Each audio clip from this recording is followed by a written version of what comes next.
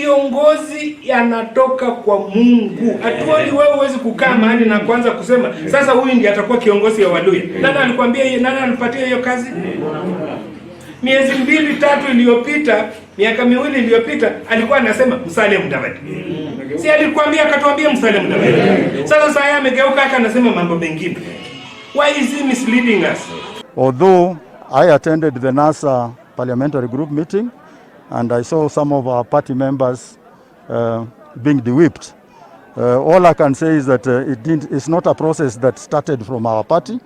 What we want to see is fairness. We want to make sure that anybody affected adversely has been given a good chance to defend himself so that we don't look like there is any witch hunt. Wazee wenye tunaangalia kama wazee wa Luhya Kenya hii wako wanapotosha watu wetu wa Western Province. Mzee, na niko nasema mbele ya hii runinga, mzee anaitwa Atuoli. Atuoli is misleading Luhyas in this country. Atuoli hawezi kusanya watu kama vile unasanya ng'ombe na unapeleka kwako na umefanya huko na bage ya pesa kwa mkongo na unaambia watu semeni hivi, semeni hivi, semeni hivi. Nani alikupatia hiyo kazi?